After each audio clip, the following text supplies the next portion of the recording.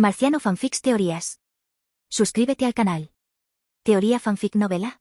Harry Potter, dominando la magia mental. Parte 48. Capítulo 255. Pío, pío, pío.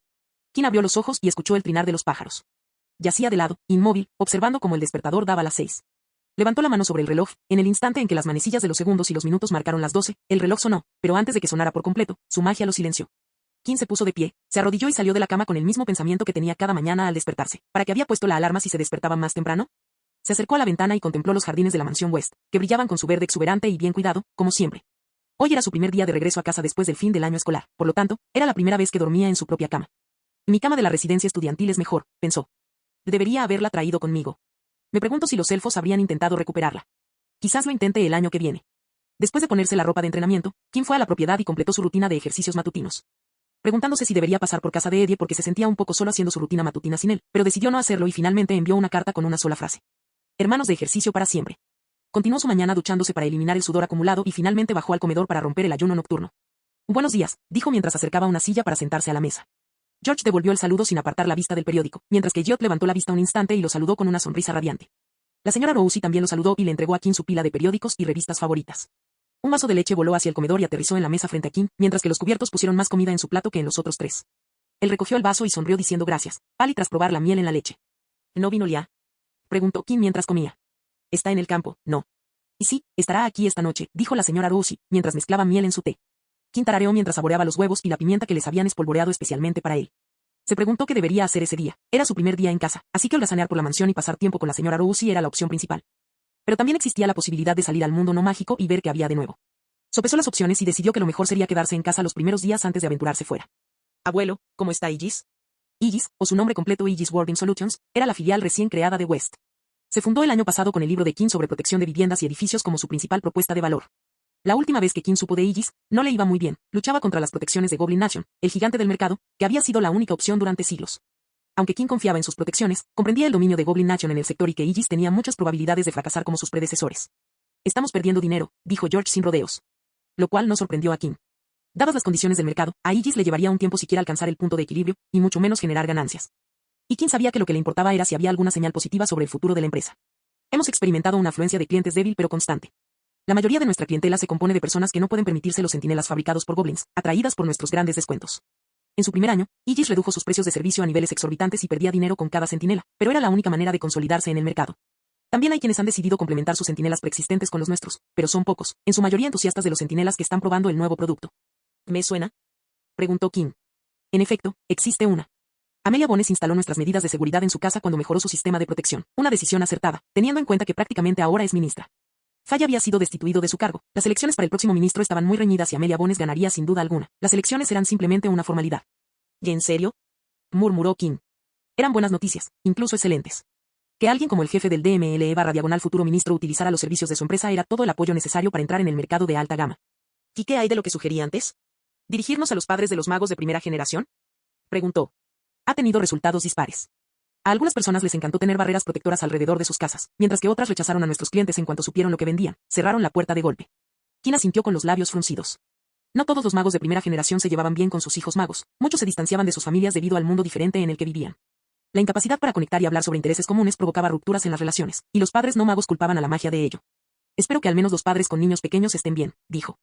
Realmente lo son. Demuestran interés, pero luego tenemos que explicarles mucho para que entiendan qué hacen las salas y cómo funcionan, dijo George. Pero, gracias a sus guiones, manuales y folletos, el proceso es mucho más sencillo. ¿Vendedores?, preguntó Quinn.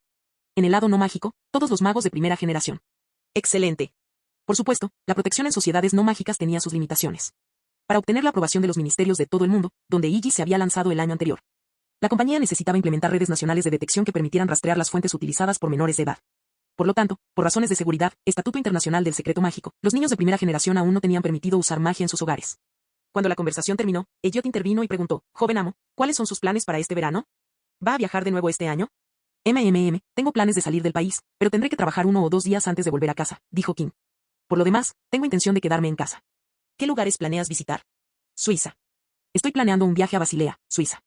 George levantó la vista del periódico con una mirada inquisitiva. ¿Basilea? ¿Puedo preguntarle el motivo de su visita?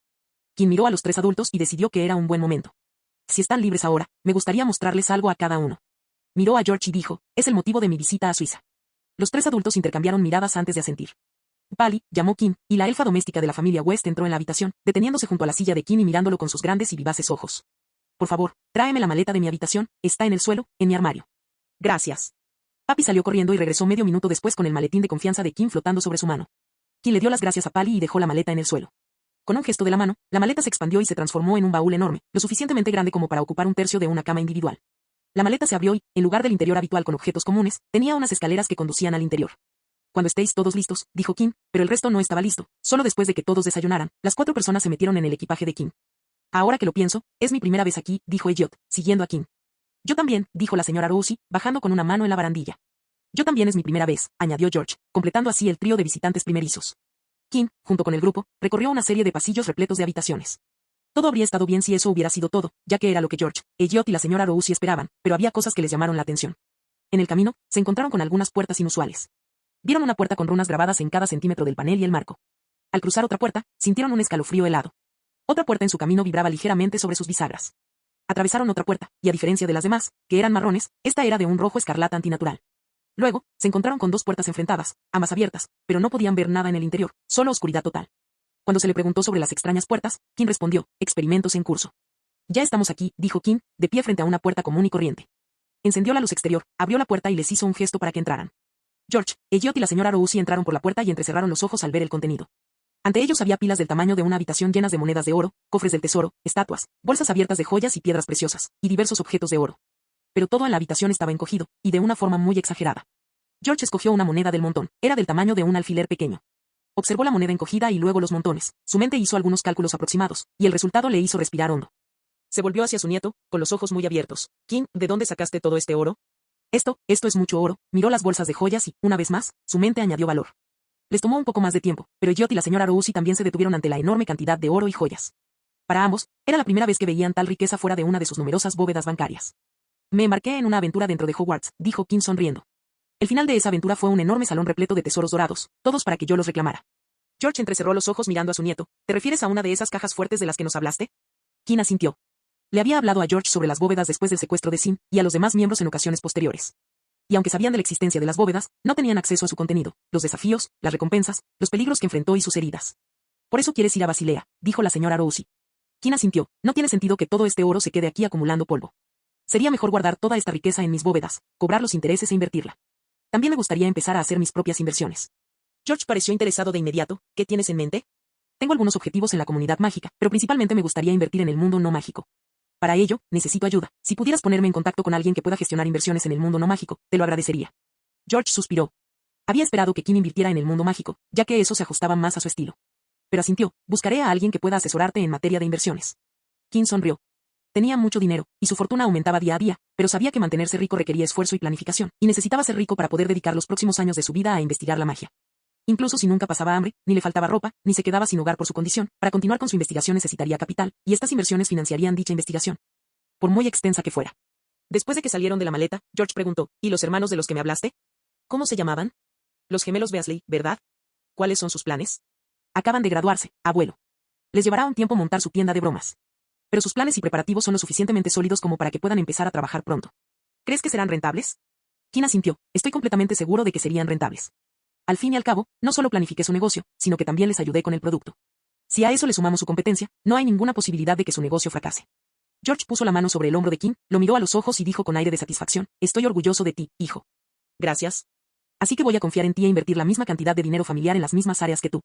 ¿En serio? Pero estoy pensando en invertir mucho dinero. No te preocupes, tengo de sobra. Capítulo 256. Una suave brisa recorría un páramo de colinas onduladas y vegetación baja. Las nubes volaban bajas en el cielo, meciéndose con el viento que agitaba los arbustos raquíticos y la alfombra de flores moradas y rojas de los brezos en flor.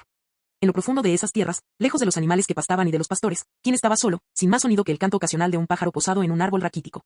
Este lugar se convirtió en una parada habitual para él durante las 2 semanas que Kim pasó allí, con la intención de estar solo y lejos de miradas indiscretas. Intentémoslo una vez más, dijo, mirando al suelo. Sopló una suave brisa y la hierba alrededor de los pies de Kim se inclinó hacia afuera. Kim juntó los pies y el viento bajo él se hizo más fuerte. Las brisnas de hierba quedaron ahora paralelas al suelo donde habían echado raíces. Muy bien, hora de inflar.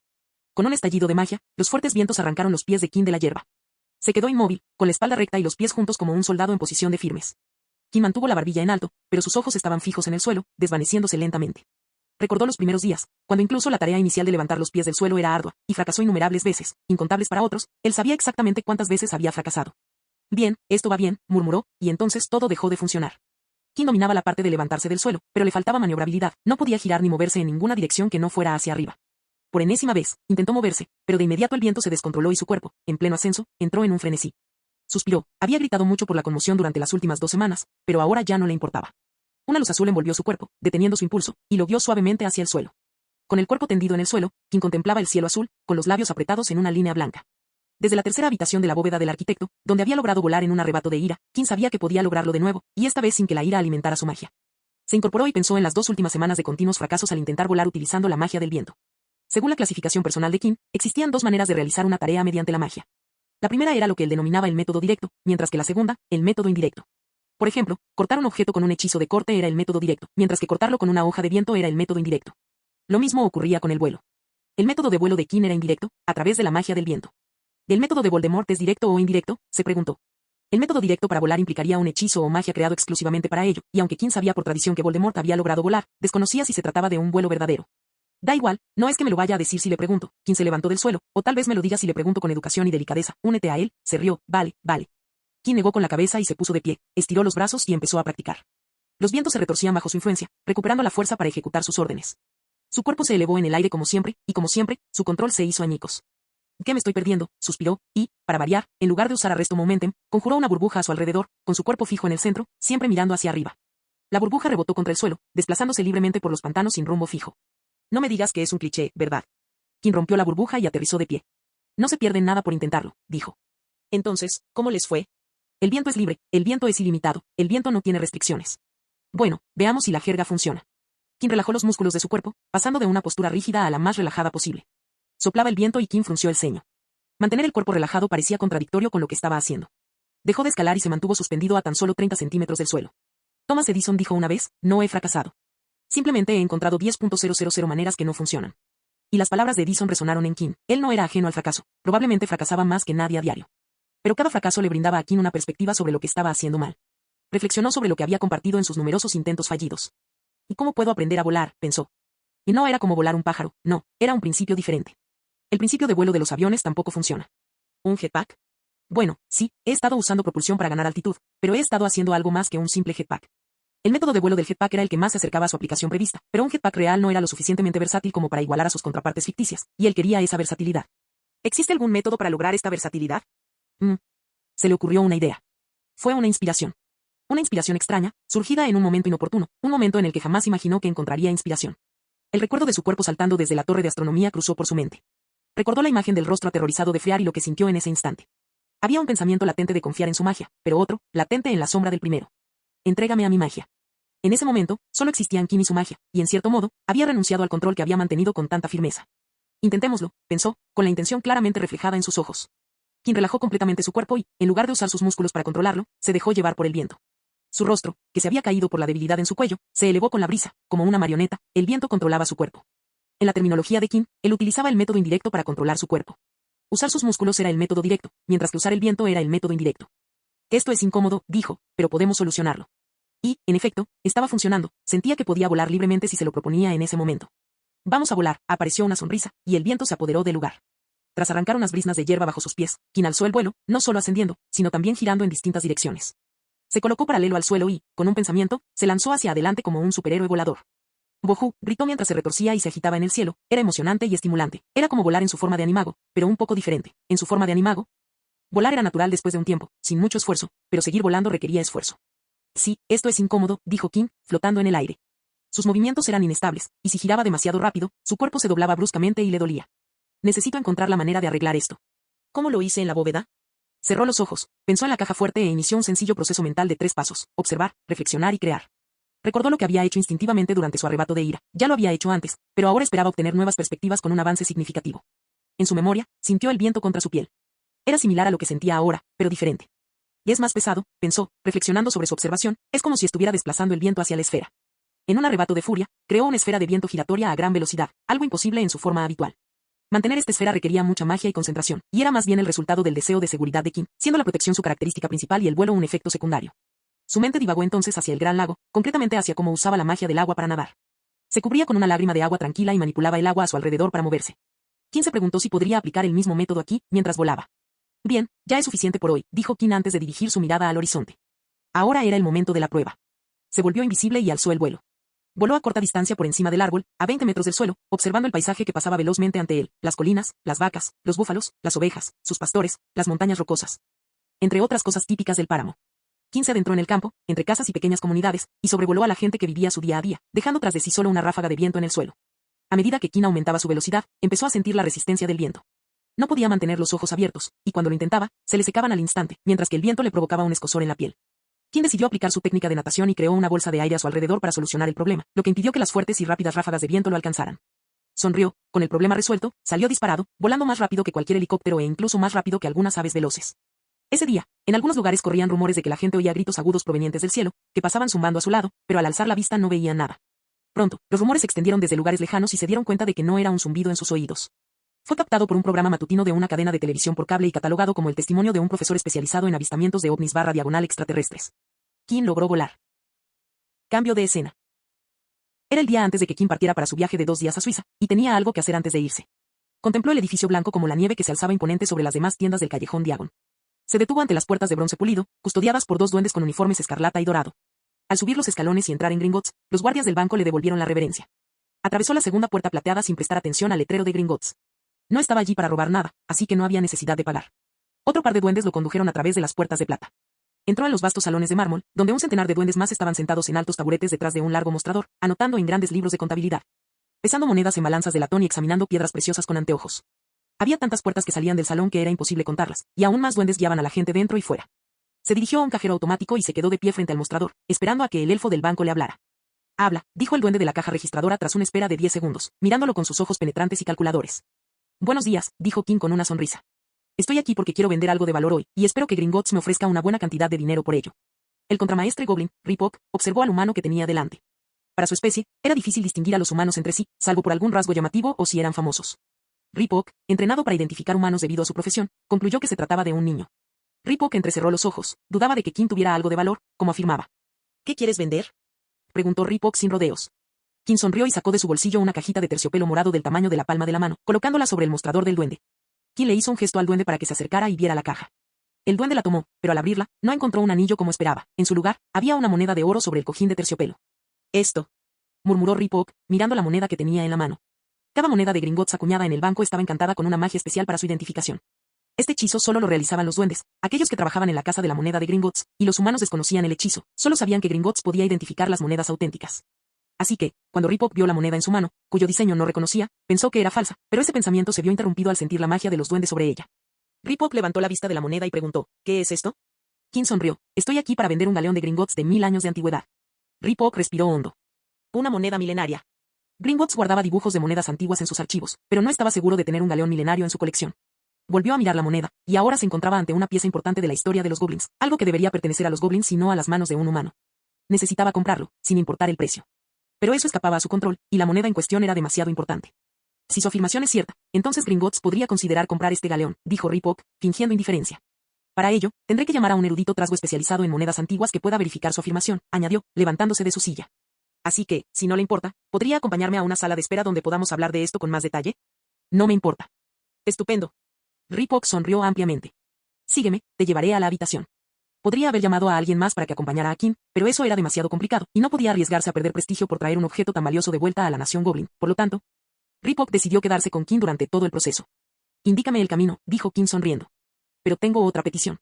Sí, no seas tímido, por favor, cuéntanos. Mientras espero, sería estupendo poder hablar del asunto con el responsable de mi caja de seguridad. Eso se puede arreglar. Dígame el nombre de su gerente y necesitaré la llave de su caja fuerte. El nombre del encargado de mi bóveda es Bloodpike. Kim le entregó la llave a Ripok, y el Goblin asintió inmediatamente después. Parece que todo está en orden. Haré que Bloodpike te encuentre lo antes posible. El Goblin miró a Kim mientras atravesaban las numerosas puertas. Disculpa, sigo sin saber tu nombre, qué vergüenza. Mi nombre es West. Kim West. Capítulo 257. Ripok se quedó inmóvil, atónito, mientras se giraba para mirar al vendedor que acababa de identificar. La historia de los Wests era tristemente célebre en Gringotts. Como, a lo largo de los años, los Wests habían retirado gradualmente su dinero de sus bóvedas y lo habían transferido a otro banco en el extranjero. En la historia de las Islas Británicas, donde el banco era la única opción sin alternativas, nunca había ocurrido que una cuenta como la de los Wests retirara todo su dinero. Las únicas veces que una cuenta salía de Gringotts era cuando no tenía suficiente dinero para mantenerla y pagar los servicios de Gringotts, lo cual nunca había sido el caso de los Wests, al menos no hasta entonces. Fue un momento bajo en su historia. Eran la base de toda la industria bancaria humana, y aunque los humanos nunca les permitieron usar varitas mágicas, no pudieron arrebatarles el sector bancario a los goblins. Esto irritaba enormemente a los humanos, pero no podían hacer nada al respecto. Se habían firmado contratos estrictos hacía más de un milenio, e incluso sin ellos, los humanos no podían negar la excelencia de sus servicios. Oeste, dices. Sí, King West. Lo entiendo. Vamos a la sala de reuniones. Ripok echó un vistazo a la salida que estaba a punto de tomar antes de saber quién era King. Conducía a una sala de reuniones en la planta baja, pero esa sala, por supuesto, estaba descartada ahora. Incluso si Gringotts se enterara del más mínimo detalle de los negocios de los West, no podrían tratarlos como a cualquier otra persona que entrara al banco. Además, esto representaba una oportunidad. Ripok miró a King de reojo. Junto a él caminaba un miembro más joven de la familia West, y joven significaba futuro. Si lograba entablar una buena relación con ese niño, Gringotts podría conseguir más negocios con los West en el futuro. Y como beneficio adicional, recibiría reconocimiento y elogios por lograrlo. Es hora de convertir el oro en galeones, pensó, y eligió otra salida, esta vez una que conducía a una de las salas de reuniones más elegantes de Gringotts, que utilizaban para agasajar a su clientela de alto perfil. Si esperan aquí, vuelvo enseguida con nuestro evaluador y Bloodpique, dijo Ripok abriendo la puerta de la sala de reuniones. Quien le sonrió al duende mientras Ripok cerraba la puerta tras él. Se dio la vuelta y, en lugar de la típica sala de reuniones, la habitación parecía más bien un salón. Una araña dorada iluminaba el espacio, con un bar bien surtido, hermosos cuadros en las paredes y muebles lujosos. Todo el salón rebosaba de elegancia en cada rincón. Se sentó en un sofá muy cómodo y miró a su alrededor. Están haciendo todo lo posible, dijo con una sonrisa en la voz, y yo que pensaba que se enfadarían conmigo. Bueno, les estoy trayendo un pedacito de su historia y cultura. King sacó el estuche de terciopelo que contenía el viejo galeón. En lugar de fundir el obsoleto galeón y convertirlo en un lingote de oro para guardarlo en la bóveda de un banco, venderlo a los duendes por su valor histórico era mucho más ventajoso. Cuando colocó el maletín sobre la mesa baja que tenía delante, la puerta de la sala de reuniones se abrió. King miró hacia la puerta y preguntó con la cabeza ligeramente ladeada, ¿quién eres? La chica, no, la joven, que estaba de pie cerca de la puerta no era el duende que esperaba. Buenos días, dijo la mujer, dando un paso al frente con refinada elegancia, me llamo Talice. Hola, Talice. Me llamo King. Es un placer conocerte, pero no sé por qué estás aquí. Talice sonrió, dejando ver su perfecta sonrisa tras sus labios rosados. El cajero Ripok me dijo que viniera a hacerte compañía mientras él va a buscar al gerente a tu bóveda. Qué amable de su parte. Talice sonrió antes de señalar el bar de la habitación. ¿Quieren algo de beber? El bar tiene todo tipo de bebidas, incluso algunas pociones de duendes por si quieren probarlas. Se lo recomiendo, el sabor es diferente al de las que servimos en nuestros bares y en las tiendas. King negó con la cabeza con una sonrisa educada. Gracias por la invitación, pero ahora mismo no me apetece tomar una copa, quizás en otro momento. Talice asintió con comprensión, se dirigió al sofá y se sentó junto a King, desprendiendo un agradable aroma a perfume aplicado con buen gusto. Con notas cítricas sobre vainilla amaderada y un matiz floral que él no lograba identificar del todo. Entonces, King, cuéntame sobre ti. Hay algo sobre mí. Me gusta la magia. ¿Te gustaría ver un poco? Me encantaría, pero no sería prudente usar mi varita en territorio de duendes. Eso va en contra de las normas de Gringotts y de los términos del tratado, dijo el empleado de Gringotts, frunciendo el ceño con las cejas meticulosamente arregladas. No pasa nada, dijo King con una mirada traviesa. No necesito mi varita para hacer esta magia, ni tampoco necesito lanzar ningún hechizo. Es un tipo de magia especial, completamente segura y que no viola ningún tratado. Si tú lo dices, dijo Talia, lanzando una mirada silenciosa a King, dudando de que tal magia existiera. King metió la mano en el bolsillo y sacó un tarjetero plateado con un grabado, un regalo de Marcus. Solo me falta una baraja de cartas, sonrió King, abriendo el tarjetero para revelar una baraja con versos carmesí y dorados. Talice observó cómo las cartas se movían bajo los hábiles dedos de King. ¡Guau!, exclamó fascinada, dando unas palmadas suaves. Vale, pasaré las cartas de una mano a la otra, dijo, presionando ligeramente las cartas, y estas volaron hacia la otra mano. Quiero que me detengas en un punto intermedio, el que quieras, y me detendré para que elijas la carta de arriba, ¿entendido? Talice asintió. Excelente, dime que pare, comenzó con su floritura primaveral. Para. King hizo una pausa y mostró la baraja, dividida en su mano inferior. Muy bien, ahora toma una carta, no me la muestres, pero memorízala, palo y todo. ¿Listo? Perfecto, ahora devuélvela. Sí, así mismo. Barajó un poco las cartas antes de esconder la baraja entre sus palmas. Ahora, ¿crees que sé cuál es tu carta? Debes saber que no estoy usando magia, y esta baraja es de lo más común. No, no sabrías cuál es la mía, dijo, mirando a King con una sonrisa divertida. ¿No te sorprendería si sacara una carta de la baraja y fuera la que tú elegiste? Muy. Y eso es lo que voy a hacer, dijo, tomando la baraja de la palma de su mano y comenzando a hojearla. En cierto momento, una sonrisa apareció en su rostro y, discretamente, levantó una carta con el dedo meñique, haciéndola destacar entre las demás, lo que provocó un jadeo de asombro entre el público. Supongo que esta es su tarjeta. Sí. Esta es mi carta. Talice agarró la mano de King junto con la baraja, acercándolas. ¿Cómo hiciste eso? Debes haber usado algún tipo de magia, no hay otra explicación. Levantó la vista de las cartas y se inclinó hacia ella. ¿Cómo hiciste eso? King sonrió levemente, un mago jamás revela su secreto, señorita. Va en contra de nuestro código sagrado. Ay, me lo puedes contar, por favor. No se lo diré a nadie más, lo prometo. Lo siento, pero no puedo. ¿Qué te parece si te presento a otra persona? Talice soltó la mano de King. Sí, por favor, sus ojos brillaban como los de una niña emocionada. Bien, te pido de nuevo que elijas una carta de la baraja. King extendió las cartas en forma de abanico, boca arriba, para que Talise eligiera una. Talise escogió una carta, la miró y la devolvió, siguiendo las instrucciones de King. Ahora voy a extenderlo todo y barajarlo sobre la mesa, solo para asegurarme de no haber hecho trampa de ninguna manera. King colocó la baraja sobre la mesa y la barajó cuidadosamente con las palmas de las manos. ¿Qué tal si, para mayor seguridad, la barajas bien tú también?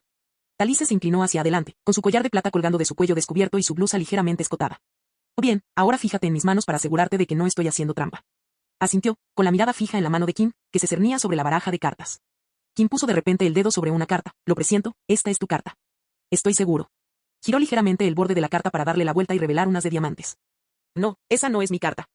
Talise se levantó de un salto, dando palmas. Jaja, te equivocas. Su voz se apagó mientras levantaba la vista de las cartas hacia King y veía a una reina de corazones colgando despreocupadamente en la comisura de los labios de King. En serio, sonrió, es una pena que me haya equivocado. Quizás no soy digno del bello arte de la magia. ¿Cómo? Cuando, eso no es posible, dijo Talise. Es magia, querida, todo es posible, dijo King misteriosamente, antes de continuar. Tienes unos ojos preciosos, Talise. Talise se encontró mirando fijamente a un par de ojos gris piedra, y aunque eran de un color inusual, había algo más en ellos de lo que no podía apartar la mirada. La puerta de la habitación se abrió de golpe, y lo que fuera que contenía se hizo añicos cuando Talise se dio cuenta de que se había quedado mirando sin darse cuenta. Se giró hacia la puerta y vio a 3 duendes, el tercero la dejó boquiabierta. Volvió a mirar a King, que abrió su tarjetero para apilar las cartas ordenadamente y guardarlas en él. Señor West, dijo uno de los duendes, vestido con ropas mejores que las de Ripok, mi nombre es Bloodpike, soy el administrador de su bóveda. Encantado de conocerte, Bloodpike, dijo King. No puedo creer que en los 6 años que mi bóveda lleva aquí, esta sea la primera vez que nos vemos. De hecho, la mayoría de sus transacciones se realizan mediante cheques, dijo Bloodpike. Solo he visto su firma en cientos de cheques, pero no la suya. Bueno, más vale tarde que nunca, dijo King. Mientras King hablaba con Bloodpike, Ripok se comunicaba en silencio con Talise. La miró y le hizo una pregunta en voz baja, pero Talise negó con la cabeza con un leve suspiro, lo que hizo que Ripok frunciera el ceño. Señor West, dijo Ripok, permítame presentarle al tasador, Bobrod. El tasador asintió, pero no dijo nada. King asintió, pero notó el cambio en la expresión de Talise. Miró a Ripok y tuvo que admitir que la cajera se esforzaba demasiado. King había visto las peculiaridades de la empleada humana de Gringotts. Era muy coqueta, los toques sutiles, como se sentaba justo a su lado cuando todos los demás estaban vacíos. Y cuando se adentró en la mente de Talise, supo que sus presentimientos eran correctos. Gringotts la había contratado para coquetear con los clientes y hacerlos más impresionables y complacientes durante las negociaciones. Cada una de sus acciones estaba dirigida a darle ventaja a Gringotts, incluso al sugerir una bebida, intentaba emborracharlo con el altísimo contenido alcohólico de las bebidas de duendes. Pero todo lo que Talise había descubierto con su investigación era que a King le gustaba la magia. Los 3 trasgos se sentaron frente a King, mientras Talise salía de la habitación. King le entregó el estuche de monedas a Bobrod, quien tomó una lupa y comenzó a examinar la moneda con la otra mano, jugueteando constantemente con ella. El viejo duende habló con voz ancestral. Este es un auténtico galeón, el hechizo es antiguo, diferente al que usamos hoy en día, pero la magia sin duda lleva el sello del duende y de Gringotts. Miró a King y asintió. Esta moneda tiene, en efecto, 1000 años. Eso es estupendo, dijo King. ¿Cuánto quieres por él, niño? Preguntó Bobrod. 50.000 galeones, dijo King. Bobrod negó con la cabeza. Es demasiado. Gringotts te puede dar un máximo de 30.000. Bajaré hasta 45, pero no menos. ¿Qué te parece? Bobrod rechazó la contraoferta. Puedo subir hasta 32, pero ni un solo nut más. King permaneció en silencio, mirando fijamente a Bobrod. Vestía ropa sencilla, pero claramente mejor que la de Bloodpike. Los otros 2 goblins no dijeron ni una palabra mientras Bobrod negociaba solo. Era evidente que se trataba de alguien muy importante y que ocupaba un puesto elevado en Gringotts. No bajaré de 40, dijo King, si no consigo mi precio aquí, siempre puedo subastar la moneda, y estoy seguro de que algunos duendes de la nación de los duendes estarían encantados de quitármela de la mano. La mirada penetrante de Bobrod se encontró con la de King. Y Wests, pensó. Gringotts era uno de los bancos más grandes del mundo mágico, con el monopolio de la banca en muchos países, además de en las Islas Británicas, que era su sede, el primer Gringotts que existió. Por lo tanto, fue una afrenta a su reputación que esa sucursal perdiera a su cliente más importante, y sin que ellos lo supieran. De acuerdo, dijo, acepto 40.000 galeones.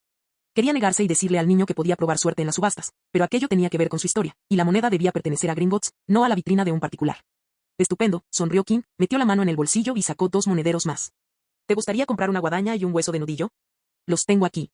Los 3 duendes se quedaron paralizados en sus asientos, mirando fijamente los 2 estuches para monedas mientras King los abría y revelaba una antigua guadaña y un nut en su interior. Quiero 40 más por cada uno, un total de 80.000. No hay negociación, lo tomas o lo dejas, dijo King. Aunque la bóveda del arquitecto estaba llena de oro y joyas, había algunas guadañas y nudillos esparcidos por ahí. Nos lo llevaremos, dijo Bobrod, suspirando. Excelente, 120.000 galeones, nada mal para un día, nada mal en absoluto. Fue un placer hacer negocios con Gringotts, dijo King. Gracias por devolvernos esto, dijo Bobrod. No le preocupaba la cantidad de dinero que había cambiado de manos. Para Gringotts, era una suma muy grande, pero recibir las monedas era un acontecimiento importante. Fue un placer. Conozco la importancia de los objetos históricos, así que me alegra que estas monedas hayan regresado a la nación de los duendes. Bobrod asintió, recogió las monedas y comenzó a examinarlas en silencio. Era señal de que su trabajo allí había terminado. A partir de ahí, Bloodpike asumió, los galeones serán depositados en sus bóvedas, señor West. Oh, por favor, no hagas eso, dijo King. me llevaré los galeones conmigo, y ahora que lo mencionas, me gustaría hablar contigo sobre el motivo de la reunión. Mi caja fuerte ahora estará únicamente a mi nombre. Cuando se le abrió la hucha, antes de su primer año en Hogwarts, era una cuenta conjunta entre Kim y la señora Rusey, porque ella se encargaba de esa parte de las finanzas.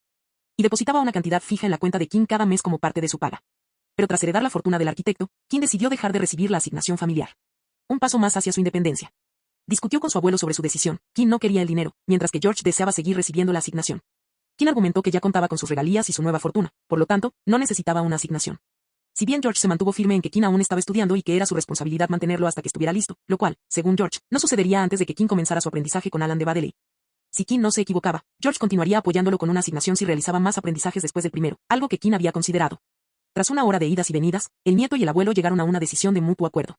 Kim no recibiría una asignación mensual, al igual que Leah, quien también dejó de recibirla cuando se graduó y consiguió un trabajo, pero Kim, al igual que su hermana, recibiría un fondo fiduciario a su nombre, al que se añadirían fondos periódicamente, y estos fondos crecerían a través de inversiones administradas por un equipo de gestores de fondos empleados por West. Estos fondos fiduciarios eran para ambos hermanos. Así, si alguna vez necesitaban dinero para emergencias, podían acceder a ellos y retirarlos sin tener que pedírselo a nadie, ni siquiera a George.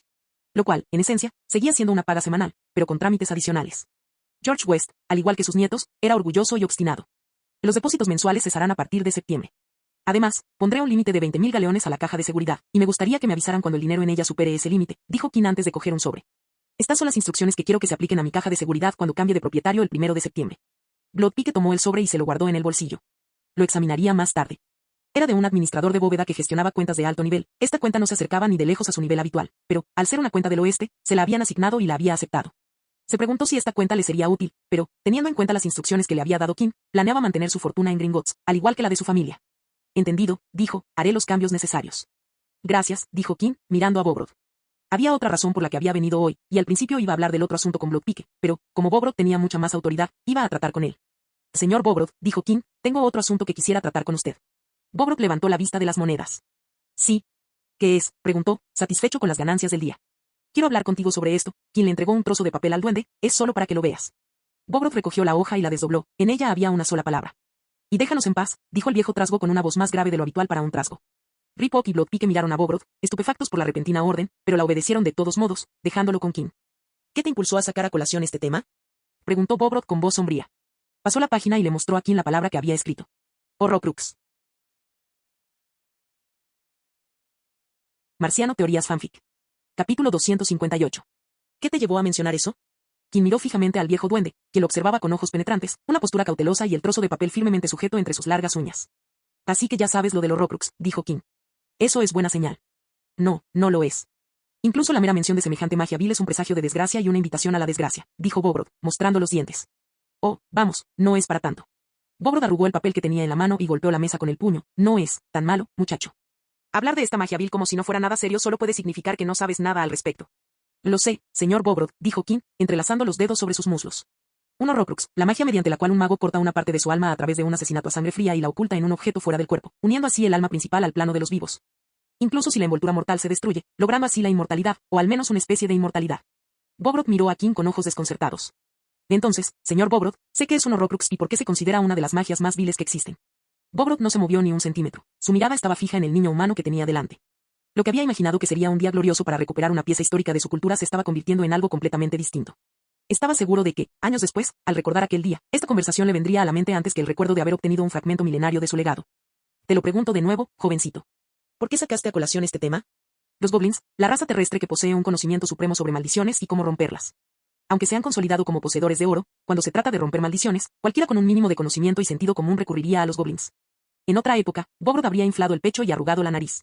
Un Horrocrux, en esencia, es un objeto encantado, continuó Kim, pero omitió la parte en la que decía que un Horrocrux también podía ser un ser vivo, lo que significa que, con el conocimiento suficiente, podría romperse.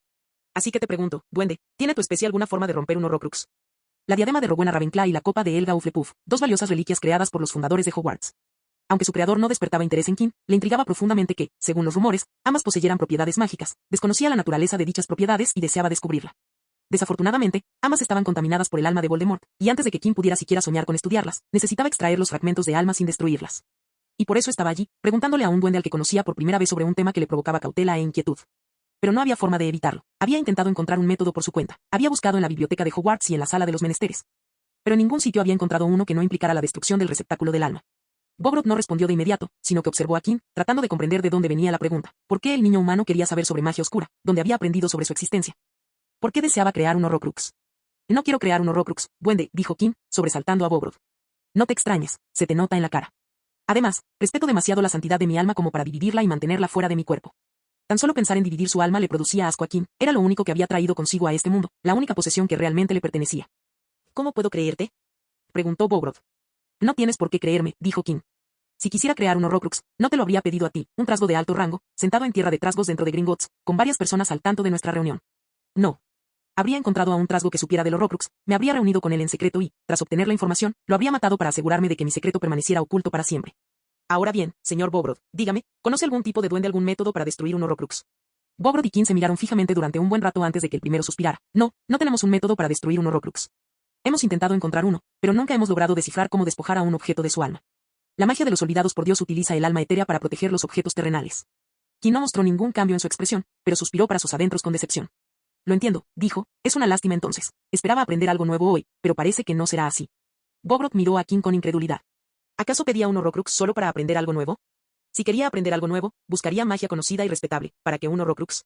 Kim se puso de pie, pues no tenía nada más que discutir ni hacer ese día. Y gracias por responder a mi pregunta, señor Bogrod. Le agradezco su tiempo y hospitalidad, dijo, metiendo la mano en el bolsillo de su abrigo y sacando 3 monederos más. Bogrod respiró hondo al ver las cajas de monedas. Este es mi regalo para ti. Kim colocó las 3 cajas sobre la mesa y las abrió, revelando un antiguo galeón, una guadaña y un nut. Y tú decides qué hacer con ellos, puedes dárselos a Gringotts o quedártelos. Si decides dárselos a Gringotts, explícales que fue una muestra de buena voluntad del oeste, y si decides quedártelos, jamás volveré a mencionar estas monedas. Bogrod apartó la mirada de las monedas y la dirigió hacia Kim. Sabía lo que eso significaba, lo que hubieran hablado no debía revelarse. El regalo de las monedas era simplemente una forma de asegurar el silencio. Fue un placer conocerte, Bogrod, dijo Kim sonriendo. Espero que cuando surja otra oportunidad como esta, podamos volver a hacer negocios. Después de todo, había algo más que quería de los duendes, simplemente no era el momento adecuado para conseguirlo, pero cuando llegara el momento oportuno, regresaría y lo tomaría. Cambio de escena. ¿Ya has hecho la maleta? Sí, empaqué mi ropa correctamente, ¿y no le pediste a Pali que lo revisara? ¿Qué sentido tiene preguntármelo a mí? La señora Rousi entrecerró los ojos. Da igual si alguien lo revisó o no, al final, es tu responsabilidad revisar tu trabajo. Sí, señora, dijo Kim. ¿Conseguiste el oro? Kim levantó su maletín, está todo aquí. ¿Y qué hay del oro para su uso? Tengo mucho dinero en los bolsillos. Ella asintió, satisfecha. Su Kim había crecido, así que eso era suficiente. Elliot entró en el pasillo junto a la puerta principal de la mansión West. Parece que estás listo, dijo, levantando un pequeño broche en la solapa. Tengo el traslador preparado. Kim asintió con la cabeza antes de volverse hacia la señora Rousi y abrazarla. Volveré en unos días. Cuida de todo mientras tanto. La señora Rousi resopló mientras le devolvía el abrazo a Kim. De acuerdo, dijo Kim, terminando el abrazo. Se giró hacia Elliot y le dijo, vámonos. Los dos salieron de la mansión y comenzaron a caminar hacia las puertas de la propiedad. Esto me trae muchos recuerdos, dijo Kim. Siempre que salgo del país, vienes conmigo. Elliot soltó una risita, parece que es así. Espero que siga siendo así. Me parece una buena tradición. Entonces, ¿hay algo en particular que le gustaría hacer en Suiza? Kim negó con la cabeza, no, quiero volver en cuanto termine mi trabajo. Estoy en medio de un proyecto y no me parece bien irme de vacaciones con el proyecto en marcha. ¿Un proyecto? Sí, estoy trabajando en el QAS de este año. Ya casi lo termino, pero hay algunos detalles que debo solucionar y algunas runas que corregir, está en una etapa crucial, así que volveré para completarlo. Y Dios mío, ¿puedo saber cuál es el producto esta vez? No, Kim sonrió y movió el dedo. Es una sorpresa. Lo sabrás cuando te lo muestre el día de la revelación. ¿Una pequeña propina? Lo que voy a presentar ya existe, solo le estoy añadiendo mi toque personal. He estado trabajando en ello poco a poco durante algunos años, fue solo en el último año cuando el proyecto cobró impulso. Llegaron a las puertas de hierro forjado, Kim hizo un gesto con la mano y las puertas de hierro se abrieron con un crujido. Eso es todo, dijo Elliot, acercándose a Kim para prenderle el pin de solapa en el traje. Te recibirá uno de nuestros oficiales responsables de nuestras bóvedas y dinero en Suiza. Debe ser una persona de alto rango en el sector, dijo Kim, pensando en un director financiero. Ella, dijo Elliot, la persona que vas a conocer es una mujer. Ah, sí. Me disculpo por haber asumido su género. ¿Cómo se llaman? Elena Berenberg, dijo Elliot. Cambio de escena. Los colores del arco iris se desvanecieron y el mundo volvió a la normalidad cuando el traslador colocó a Kim en su lugar. Miró a su alrededor y se encontró en una habitación con paredes de ladrillo gris, sin haber visto jamás una sola capa de pintura. Sus ojos se abrieron de par en par al ver las luces MLE iluminando la habitación cerrada, lo cual le complació. Su invento se había vuelto verdaderamente internacional. El sonido de alguien carraspeando llamó su atención, y se giró para ver a una mujer de cabello castaño oscuro, vestida con una elegante túnica de mago bordada y un broche en el pecho. Aparentaba tener unos 40 y pocos años, lo que significaba que tendría al menos 80, pero esa era la mejor estimación de Kim. Junto a ella había 2 hombres, que parecían algo más jóvenes que ella y, al igual que ella, vestían elegantes túnicas. Hola, Kim se acercó a ellos y le preguntó a la mujer que estaba en el medio, ¿eres Elena Berenberg? La mujer asintió, yo soy Elena Berenberg, y usted es Kim West. Soy yo, dijo Kim, tomando la mano que le ofrecía Elena y besándola. Bienvenidos a Suiza, dijo antes de señalar a sus dos asociados. Aquí están mis segundos al mando, Gosler y Sailor. Kim asintió con la cabeza a los dos hombres y les estrechó la mano. ¿Dónde estamos?, preguntó Kim, mirando a su alrededor. ¿Por qué el traslador fue diseñado para llegar hasta aquí? Elena sonrió. En realidad, esta es una de las habitaciones del sótano que nuestra sede designó como punto de llegada para las llaves del portal. Su aspecto sobrio se debe a que la diferencia resulta aún más llamativa. ¿Qué quieres decir?, preguntó, inclinando la cabeza. Sería mejor si pudieras ver, dijo Elena, señalando la salida de la habitación, a la que se accedía por una escalera. Así que subieron las escaleras y, tras atravesar un pasillo, entraron en el edificio principal, y Kim comprendió a qué se refería Elena.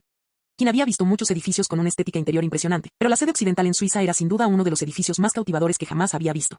Los techos altos sostenidos por columnas conducían a bóvedas de crucería adornadas con diseños dorados que embellecían cada rincón del techo e incluso las paredes, cubiertas de estatuas y esculturas. Lujosas e imponentes lámparas de araña, alimentadas por lámparas MLE, iluminaban el hermoso vestíbulo. Bajo sus pies se extendía un suelo de mármol con hermosos diseños, y todo el vestíbulo estaba ricamente amueblado. Pero su mirada se posó en el objeto acuático que había en el centro de la habitación, si es que se le podía llamar así. Era una gran esfera de agua brillante, transparente como un diamante, que flotaba sobre un lago artificial integrado en el suelo, y dentro de esta esfera nadaban peces de colores vivos. Quien entrecerró los ojos al observar la esfera de agua, notó algo peculiar. Se acercó y vio que los peces no eran peces de verdad, sino agua brillante y coloreada, convertida en forma de pez. Observó cómo un pez rojo y uno azul se encontraban y se transformaban en un pez morado más grande. Los peces del arco iris se fusionaron y se dividieron para convertirse en peces de colores. Vaya, dijo antes de volverse hacia Elena, todos ustedes son gente del mundo de las finanzas, ¿verdad? Sus palabras provocaron risas en Elena, Gosler y Sailor. Basilea, en Suiza, era donde se concentraba gran parte de la riqueza de West, un vasto patrimonio que creció aún más cuando George trasladó la capital británica a Suiza. Lo que le dio un impulso sustancial y propició la construcción de esta sede que gestionaba y administraba una considerable fortuna. Era un monumento erigido exclusivamente para exhibir la riqueza de West. Los ojos de Elena se encontraron con los de alguien, y ella llamó a esa persona. Alexia, por favor, ven aquí. Kim se giró y vio a una joven alta y rubia de ojos marrones, vestida con una chaqueta blusa plisada sobre una camisa blanca y una falda larga, y sobre su ropa llevaba una capa. Elena puso la mano sobre el hombro de Alexia mientras la presentaba. Ella es Alexia Piaget, y estará a su disposición para todo lo que necesite durante su estancia aquí. Alexia hizo una breve reverencia y sonrió con dulzura. Puedes contarme lo que quieras, y yo me encargaré de ello. Kim asintió, pero siguió mirando fijamente a Alexia. ¿Nos hemos visto antes?, preguntó, porque estoy seguro de haberte visto en algún sitio, pero no logro recordar dónde. No, no nos conocemos, dijo Alexia, pero una sonrisa se dibujó en su rostro, pero es posible que me hayas visto. Te daré una pista, Beauxbatons Batons. La mente de Kim iba a 1000 por hora, e inmediatamente recordó a la delegación de Beauxbatons Batons que había venido a Hogwarts para el torneo de los Tres Magos, pero no, Alexia Piaget no estaba allí. Entonces Kim recordó que Alexia había dicho que no se conocían, y el recuerdo cobró sentido para Kim al aflorar en su mente. Ahora recuerdo, dijo, te vi en uno de los álbumes de fotos de Lia. Sí, estudiaste en Beauxbatons Batons con mi hermana, ¿verdad? Sí, tu hermana y yo somos amigas, dijo Alexia. Hablaba mucho de ti, ¿sabes? Nuestros grupos de amigos parecen indicar que te conocemos, o que te conocíamos desde que eras niño. Kim gimió. ¿Qué dijo? Su hermana había hablado demasiado cuando él era pequeño, y aunque eso era agradable, podía adivinar lo que les decía a sus amigas. Bueno, para empezar, había muchas historias. Kim gimió aún más. Así como le disgustaban las fotos del pasado, también le disgustaba hablar de su infancia. Al recordarlo ahora, su comportamiento infantil le daba mucha vergüenza ajena. Había un montón de fotos monísimas en su mesita de noche, que cambiaban cada vez que volvía de casa, dijo Alexia, divertida, e incluso Elena y las otras dos se rieron. Esa maldita hermanita mía, dijo Kim, sintiéndose profundamente avergonzado. Miró a Alexia. Espero que seas una buena amiga para Lia y que no te importe contarle historias de sus años escolares. Necesitaré mucha munición si quiero que sienta lo mismo que yo siento ahora. La sonrisa de Alexia se amplió. Necesitaremos mucho más tiempo si quieres oírlas todas. Señora Piaget, espero con ilusión el tiempo que pasaremos juntos. Capítulo 259. Kim miró fijamente el edificio que tenía delante. Era un edificio que consideraba totalmente opuesto a Gringotts. El banco de los duendes estaba hecho de piedra blanca, exhibiendo su antigua majestuosidad, mientras que el edificio que tenía enfrente era de un negro impresionante, sin una mota de polvo que empañara su exterior pulido. Si el diseño exterior de Gringotts reflejaba la arquitectura de la época en que fue construido, el edificio que tenía enfrente no era más que una robusta caja negra. Gringotts tenía puertas de bronce, el edificio de enfrente tenía puertas de cristal. Lo único que tenían en común era que sus nombres estaban escritos en oro. Monolito. Monolito, dijo, un símbolo de terror y seguridad al mismo tiempo. Elena, que estaba de pie a su lado, asintió. Es la política del banco, no nos robes y mantendremos tu dinero seguro y protegido. Y Gringotts, en casa, es prácticamente lo mismo, aunque allí son mucho más explícitos con sus amenazas, grabadas a fuego en la puerta principal. Kim disfrutó mucho de la prosa de Gringotts, pero también le gustó la sutil advertencia de Monolith. Tenía su aprobación. Cuéntame más sobre Monolith. Bueno, es un banco privado clásico, dijo Elena mientras ella, Kim y Alexia se dirigían a las puertas de cristal y los dos guardias de seguridad vestidos de azul y plateado les abrían. Se especializan en clientes adinerados y de alto poder adquisitivo, como su familia, ofreciéndoles servicios bancarios básicos, corretaje, asesoramiento fiscal limitado, servicios de conserjería, gestión discrecional de activos y una amplia gama de servicios de gestión patrimonial. Son famosos por su promesa de confidencialidad. Una vez que el dinero ingresa a Monolith, es difícil para un tercero obtener información sobre quién posee qué y cuánto. Prometen que sus finanzas se mantendrán en absoluto secreto, por supuesto. No le ayudarán a infringir la ley, ni a eludirla, claro está, pero no a quebrantarla. Y dado que solo atienden a clientes de alto patrimonio con una sólida estabilidad financiera, esto garantiza que Monolith no quebrará, lo que hace que la custodia de sus activos sea extremadamente segura para ellos. Eso es tranquilizador, dijo Kim mientras miraba a su alrededor en el banquillo. Lo primero que notó fueron los pequeños duendes de piedra posados en las paredes y el techo de la enorme habitación. Observó cómo uno de ellos lo seguía con la mirada como una cámara de seguridad, lo que le hizo preguntarse qué harían si él fuera un intruso. Por desgracia, no tenía la libertad de probar y sacar un pasamontañas negro y una escopeta. El vestíbulo solo tenía una recepción, y de alguna manera no parecía desolado, a pesar de la falta de otros muebles. Detrás de la larga mesa de mármol blanco con motivos decorativos, se sentaban 3 mujeres de gran belleza, vestidas con atuendos idénticos. Se acercaron a la mujer que estaba en el centro, quien levantó la vista de su trabajo y se puso de pie al verlos acercarse. Señora Berenberg, dijo con una leve reverencia, le estábamos esperando, espero que esté teniendo un buen día. Estoy bien, gracias, y espero que usted también. La mujer que trabajaba como conserje en la recepción de Monolith sintió con la cabeza a Alexia antes de volverse hacia Kim, de quien notó que la miraba fijamente con una ceja arqueada. ¿Sucede algo, señor West?, preguntó ella. Kim apartó la mirada de ella y observó a los otros 2 conserjes, que estaban absortos en su trabajo, antes de volver a mirarla. ¿Ustedes 3 son idénticos?, preguntó, ¿trillizos? La mujer sonrió levemente, con los labios pintados de rosa. Sí, señor West, somos trillizas. Las otras 2 del trío alzaron la vista y asintieron con sonrisas idénticas. Kim ya había visto gemelos antes, las gemelas Potter, las gemelas Patil, las gemelas Beasley y las gemelas Carrow. Las 2 últimas parejas eran las clásicas gemelas idénticas que se parecían a sus gemelos. Pero ni siquiera ellas eran compatibles con las trillizas anteriores, no podía distinguirlas. ¿Sabes mi nombre?, preguntó Kim. Sí, nos informaron de que usted estará aquí hoy. Kim echó un vistazo a la insignia de la solapa y vio una placa con el nombre, Amaril. Miró a sus hermanas y supo sus nombres, Cheryl y Daffodil. Tengo una cita con Gair, dijo Elena. El señor Gair está listo para recibirla, dijo Amaril. Yo la guiaré hasta él, por favor, sígame. Entraron al interior del banco por una entrada en la pared interior del vestíbulo y accedieron a una sala con una docena de puertas. Entraron por la puerta que tenía el número 4 grabado en números romanos encima. He oído que al número 4 se le conoce como la puerta oeste, porque ahí es donde se encuentra la parte del banco que gestiona la fortuna de los oeste, susurró Alexia al oído de Kim. La fortuna de los oeste, almacenada en Monolith, era lo suficientemente grande como para que el banco destinara una sección entera a su custodia. Recorrieron varios pasillos, pasando por numerosas puertas y cruzándose con algunas personas que saludaron a Elena. Al parecer, era muy famosa en el sector financiero suizo. Tras salir de los pasillos, el interior cambió a un diseño clásico renacentista, bastante diferente del resto del banco. Pronto llegaron a un par de puertas de madera oscura. Una mujer pálida estaba sentada afuera, detrás de una mesa. Llevaba gafas redondas de montura fina y unos rizos castaños y despeinados le caían sobre los hombros. La mirada de Kim se detuvo en la mujer al notar algo extraño en ella. No tiene sangre, observó. Hacía tiempo que se había convertido en un experto en magia de sangre, hasta el punto de que, junto con su experiencia en magia curativa, podía intuir algo sobre la sangre con solo una mirada. Y la apariencia de la mujer le decía que no tenía sangre, aunque no podía averiguar por qué sin lanzar un hechizo. Iskik, dijo Amaril a la mujer, quien la miró con una expresión algo aturdida, pero recuperó la compostura al verla. Estamos aquí para la reunión del señor Gair con el joven Kim West y la señora Elena Berenberg. Te está esperando, dijo Iskik en un susurro. Se levantó de la silla, caminó lentamente hacia la puerta, juntó ligeramente los nudillos antes de abrirla un poco y asomarse. La señora Berenberg está aquí. Una voz grave se oyó desde dentro, que entren. Iskik abrió de golpe una de las puertas dobles de cristal con todo su cuerpo. Por favor, pasen, indicó con un gesto que debían entrar. Elena y Kim entraron en la oficina, de estilo similar, dejando a Alexia fuera. Una pared estaba cubierta de estanterías, y las demás, de cuadros enmarcados. En una parte de la habitación había una zona de estar alrededor de un escritorio, y armarios de madera con puertas de cristal. Pero lo más llamativo era la colección de cabezas de animales que colgaban de las paredes superiores, león, tigre, lobo, alce, entre otros animales no mágicos, pero también había especies mágicas. Y esta colección era impresionante desde cualquier ángulo, una esfinge egipcia, un dragón dientes de víbora peruano, un dragón de fuego sudamericano, un grifo de plumas blancas, y la lista continuaba. Sentado en el centro de la oficina, un hombre en plena forma, vestido con una sencilla camisa negra y pantalones blancos, estaba recostado en su silla detrás de un escritorio sencillo pero ornamentado de 4 patas. Elena, saludó el hombre con su voz grave, sin levantarse, estás tan guapa como siempre. ¿Qué te parece si salimos a cenar esta noche? Conozco un sitio lujoso donde podemos disfrutar de un buen vino y una buena comida. Me siento halagado, Gair, pero preferiría declinar amablemente. Como sabes, estoy casado. ¿Qué tiene que ver eso con algo?, preguntó Gair con apatía, provocando un suspiro en Elena, llevaba mucho tiempo acostumbrada. Entonces Gair, con los ojos entrecerrados, miró a Kim, así que eres el nieto de George, sí que se parecen, aunque creo que más bien a tu hermana. Kim miró fijamente al hombre, así que usted es la razón por la que la señora de afuera parece tener hipovolemia.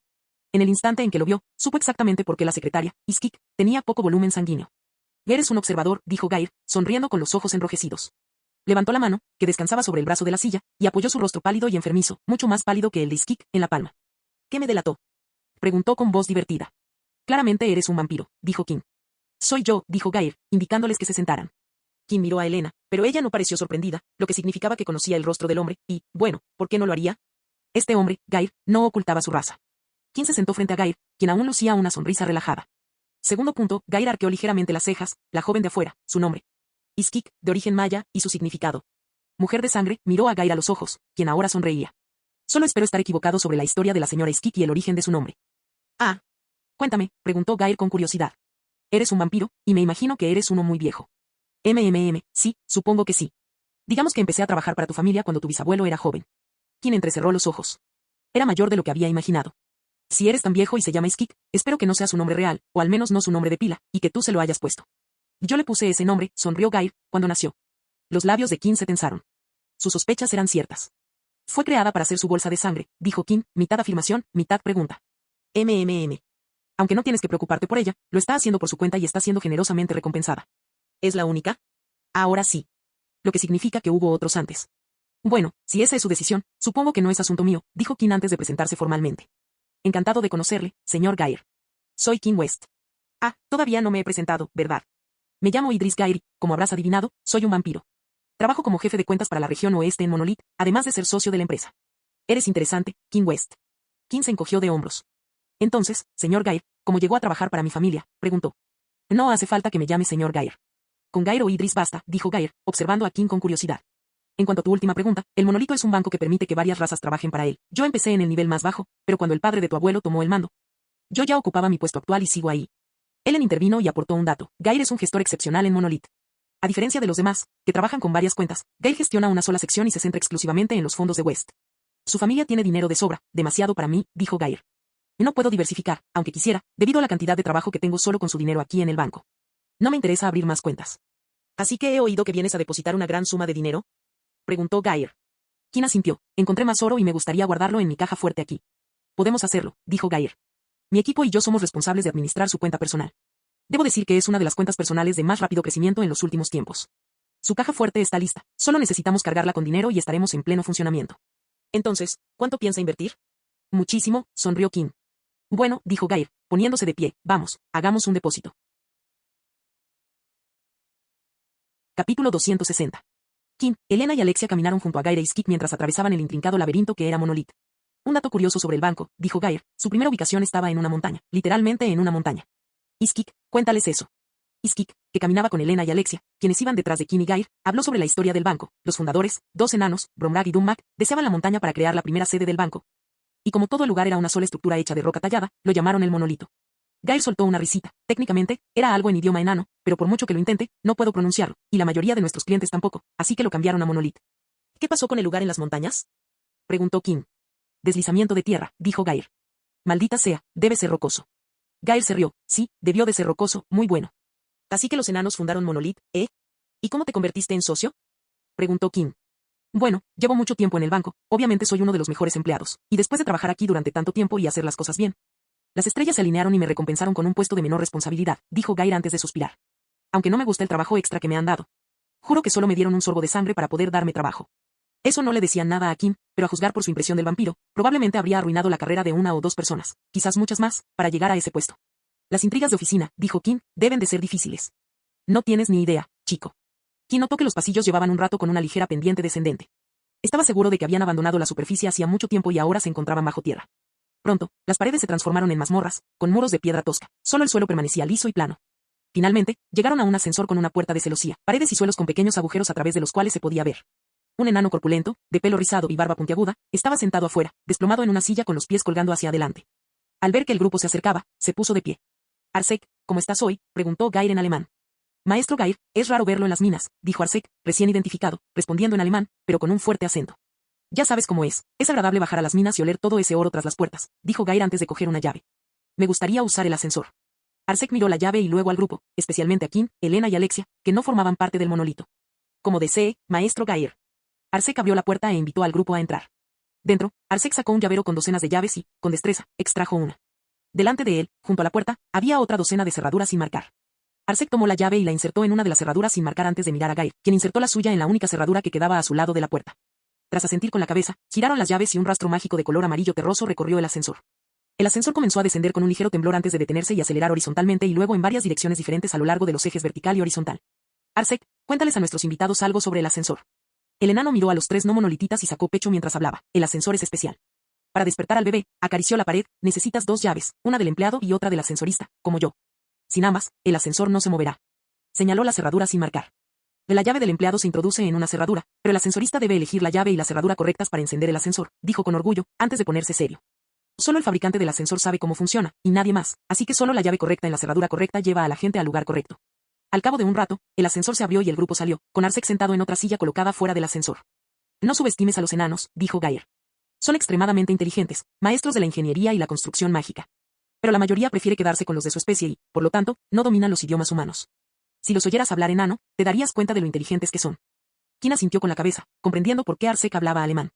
Al fin y al cabo, Basilea estaba situada en la parte de Suiza donde se habla alemán. Y nunca los menosprecié, dijo Quinn, recordando una experiencia de sus viajes con su abuelo. Recuerdo haber hablado con un enano que hablaba inglés con fluidez, y era una de las personas más elocuentes e inteligentes que he conocido. Me alegra que lo hayas entendido, dijo Gair. El vampiro había desarrollado un cariño especial por los enanos en un banco que tenía una gran población de ellos. Hemos llegado a tu nueva bóveda. Iskik dio un paso al frente, sacó su varita y, con un movimiento rápido, la puerta se partió en varios cubos que se deslizaron hacia los lados, dejando un pasaje abierto hacia la bóveda. Una ráfaga de viento llegó desde atrás, entrando en la bóveda y helándoles la sangre. Vámonos, dijo Gair, y entró. Estaré aquí esperando. Por favor, llámame si necesitas mi ayuda, dijo Elena. Quinn asintió y entró en la bóveda detrás de Gair.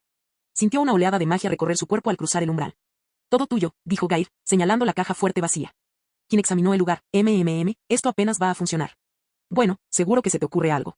Dejó la maleta en el suelo. Al abrirla, la maleta se expandió. Miró a Gair. ¿Puedo sacar mi varita? Adelante. Quinn sacó su varita mágica falsa y dijo, apártate. Hizo un leve movimiento antes de retroceder. Cuando no sucedió nada después de unas cuantas respiraciones, Gair dijo, ¿hay algo? Con un estruendo amenazador que sacudió la maleta, un geyser de relucientes monedas de oro brotó, rociándolas en cualquier dirección a la que Quinn apuntara con su varita falsa. Eso me recuerda donde hago pis en el baño, dijo Gair. ¿Pueden orinar los vampiros? Por supuesto que podemos. En el fondo, sigo teniendo fisiología humana. ¿Es cierto que los vampiros pueden curarse bebiendo sangre? Gair miró a Quinn por un instante antes de volver a concentrarse en la lluvia dorada. Sí, podemos. Todos los vampiros tienen esa capacidad, pero no todos lo consiguen. ¿Qué quieres decir? Nos alimentamos de sangre para saciar nuestra sed. Pero la maldita sed nunca desaparece del todo, así que los vampiros que no pueden controlarla terminan bebiendo sangre sin usarla para curarse. Es común en vampiros jóvenes e inexpertos, pero hay algunos más viejos que sucumben a la sed y nunca la controlan. Bueno, esos suelen ser sacrificados por su afición a beber sangre. ¿Has estado alguna vez en uno? Gair se rió en respuesta, una risa fingida que había usado tantas veces que se había vuelto real. ¿Cuánto trajiste? Preguntó Gair, mirando las 5 montañas de oro que llegaban hasta el techo, con una sexta en construcción. Estoy casi seguro de que enviamos la cantidad exacta, ¿no la recibió? Ese tipo de cosas se las dejo a mi personal. Les pago por algo. Esta habitación es lo suficientemente grande, cuando termine, apenas habrá espacio para caminar. ¿Cómo conseguiste tanto dinero, chico? Cuando yo tenía tu edad, me habría vuelto loco si alguien me hubiera dado 2 galeones. Se lo quité a un hombre que ya no lo necesitaba. ¿En serio? No te preocupes, está muerto, y es bajito, es bajito. Cambio de escena. Fuera de la bóveda, Elena y Alexia observaban cómo se derramaban las monedas de oro, y de vez en cuando aparecía una escultura. Es muchísimo dinero, dijo Alexia, tocándose los labios entreabiertos con los dedos, y todo le pertenece a Quinn, y solo a él. Eso parece, dijo Elena, sorprendida. Sabía de otra cuenta en Monolith que recibía regalías por diversos productos de West. Vaya, eso es muchísimo dinero para alguien de la edad de Quinn, dijo Alexia, imaginando cómo sería tener tanto dinero. Pero eso no es ni la punta del iceberg de la riqueza de West, dijo Elena. Alexia asintió. Normalmente trabajaba en el departamento de finanzas y conocía la cantidad de dinero que se procesaba a través de las miles de transacciones diarias. Elena negó con la cabeza ante el asentimiento de Alexia. No, ni siquiera la cantidad que traemos aquí representa la verdadera magnitud de la riqueza de Occidente. Es solo una parte, una gran parte de sus negocios europeos, pero no refleja la verdadera riqueza. ¿Sabías que incluso entre los superricos existe una clase social? Sí, dijo Alexia, confundida, una clase, de esas personas, no lo entiendo.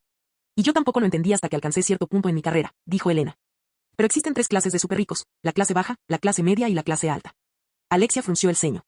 Yo, no lo entiendo. ¿Acaso las personas o familias con tanto dinero no son simplemente ricas?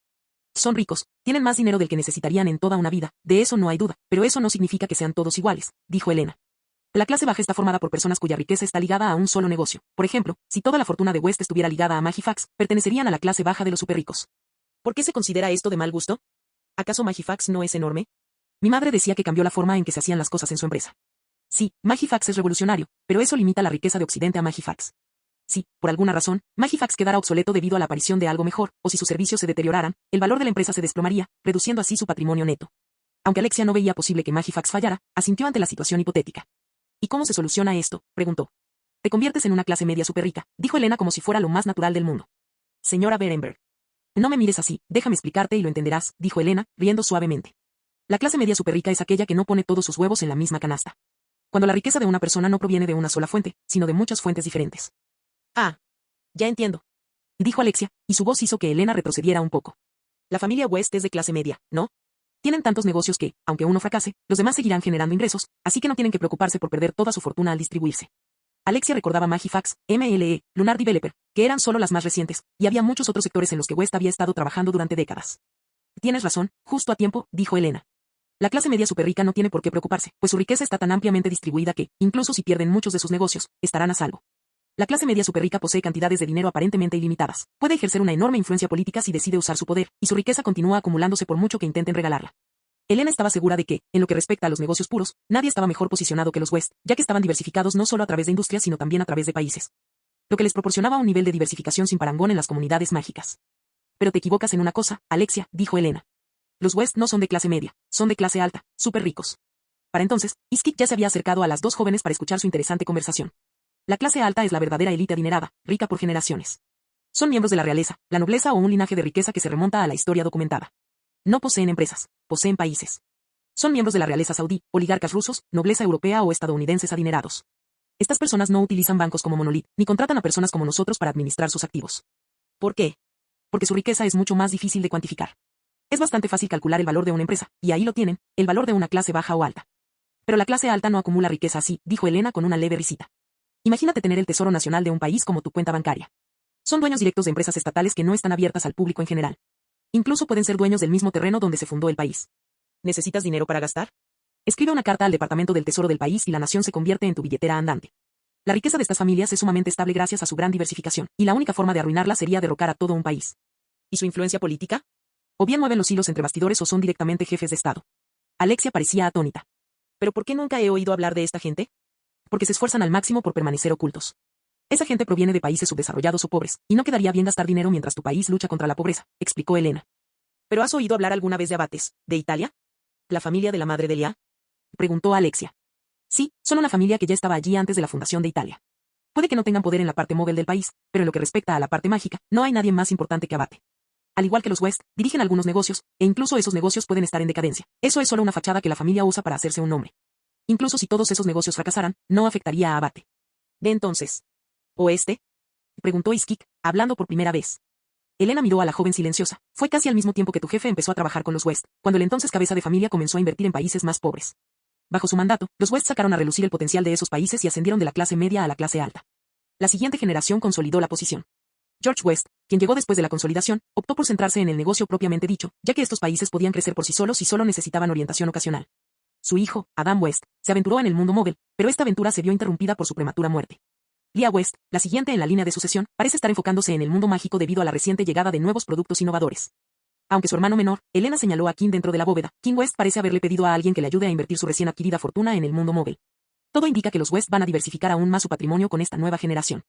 Los tres, que trabajaban para los West, contemplaron el interior del West, que seguía expulsando oro, siendo testigos de una parte del linaje más grande de lo que parecía y verdaderamente conocida solo por aquellos con estatus de élite o que se encontraban en los lugares adecuados. Capítulo 261. Kim tamborileaba con el dedo sobre la hermosa mesa de caoba. Estaba sentado en una sala de conferencias dentro de la sede de Suiza Occidental. Miró el reloj que tenía delante, eran las 11 menos 5, 10 minutos antes de su última reunión en Suiza antes de regresar a casa. Ya deberían estar aquí, dijo Kim. Elena levantó la vista de sus papeles, aunque le hacía compañía a Kim, eso no significaba que quisiera llevarse sus tareas habituales a casa. Y él estará aquí, es que tiene fama de ser muy puntual, y me refiero a muy puntual, nunca llega ni un minuto antes, dijo. ¿De verdad? Dijo Kim, y luego cerró los ojos para sumergirse un rato en sus pensamientos. La siguiente vez que Kim abrió los ojos, oyó el sonido de la puerta abriéndose y una voz fuerte que venía del umbral. Estoy aquí, queridos, así que vamos a crear un hermoso oro para todos. Kim observó al hombre ruidoso. Cabello engominado, barba bien recortada, piel bronceada naturalmente, traje gris a cuadros hecho a medida y un reloj caro en la muñeca. El hombre entró en la habitación, acercó una silla y se sentó. Se recostó, separó las piernas y miró fijamente a Kim, que estaba sentado frente a él.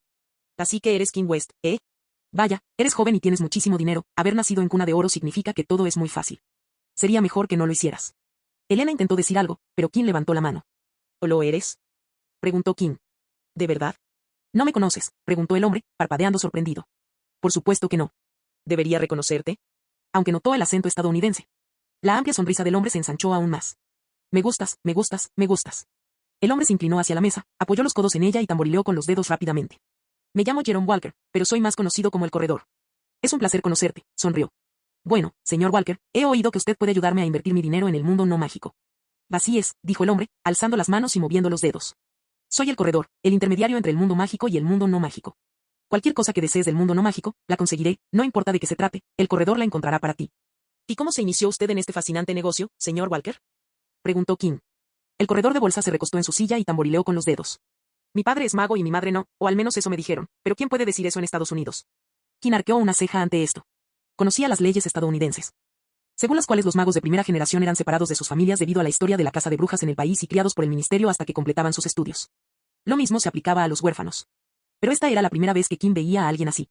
No era muy bueno en magia, dijo el corredor con una sonrisa de satisfacción. Peor aún, ni siquiera era bueno en Quidditch, y por mi origen, no pude entrar en el ministerio. Es difícil triunfar allí sin algún tipo de apoyo. Así que, después de graduarme, pasé un tiempo luchando, saltando de un trabajo a otro, hasta que decidí que no había mucho futuro en el mundo mágico. Entonces decidí aventurarme en el mundo no mágico, y bueno, pasaron todo tipo de cosas, y aquí estoy. El hombre que todos quieren ser, pero en el que no todos pueden convertirse. Debió de ser difícil, dijo Kim, aventurarse en el mundo no mágico después de haber vivido toda la vida en el mundo mágico. No, no fue tan difícil, replicó Broker. La gente es gente, son iguales en todas partes. Me llevó como mucho un año convertirme en una persona criada en el mundo no mágico, y tengo que admitir que fue mucho más divertido que el mundo mágico. Bueno, este lado del mundo tiene su encanto, dijo Kim antes de ir directo al grano. Quiero invertir parte de mi fortuna en el mundo real, y por lo que he oído, el corredor es el mejor. Lo oíste bien. Soy el mejor en el negocio.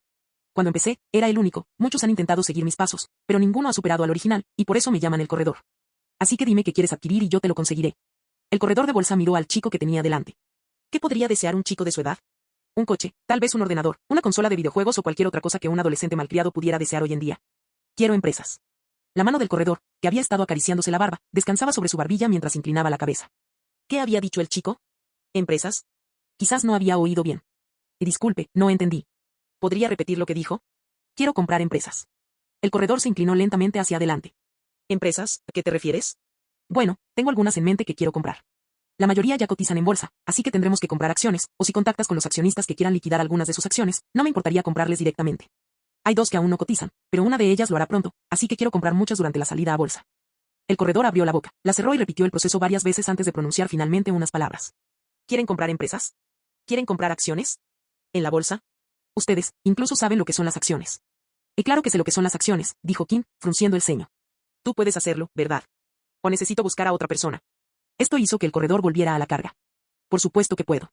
Ni siquiera lo dudo. Puedo conseguir cualquier cosa, algunas acciones no serán difíciles. Unas cuantas opciones de compra en los lugares adecuados y puedes comprar todas las acciones que quieras. Me alegra oír eso, dijo Kim, sacando una carpeta del bolsillo y deslizándola hacia el corredor. Estas son las empresas que he elegido y la cantidad que quiero invertir. Como es mi primera inversión, estoy pensando a largo plazo, y pasará mucho tiempo antes de que siquiera considere liquidarlas. Ah, vaya, un cliente que sabe lo que quiere, Mi tipo de cliente favorito, dijo, acercando la carpeta. Veamos qué tienes en mente. Abrió la carpeta y comenzó a leer. Oracle, Intel, IBM, Microsoft, Apple. Kim asintió. No sabía mucho sobre la bolsa, pero sí conservaba recuerdos de su vida pasada. Sin embargo, incluso en su vida anterior, Kim no había estado muy involucrado en el mundo de los negocios ni en las inversiones. Para colmo, los recuerdos detallados de su vida pasada se desvanecían con el paso de los años, no eran accesibles a través de su mente, por lo que Kim tenía que escribir muchos de ellos para no perderlos. Sin embargo, no vivía aislado del mundo, sabía lo que era verdaderamente grandioso y lo que tendría mucho éxito en el futuro. Sí, como pueden ver, estas empresas son tecnológicas, dijo Kim. Tengo plena confianza en que les irá muy bien en el futuro. Está Amazon, que según tengo entendido saldrá a bolsa muy pronto, así que compraremos muchas acciones durante la OPV.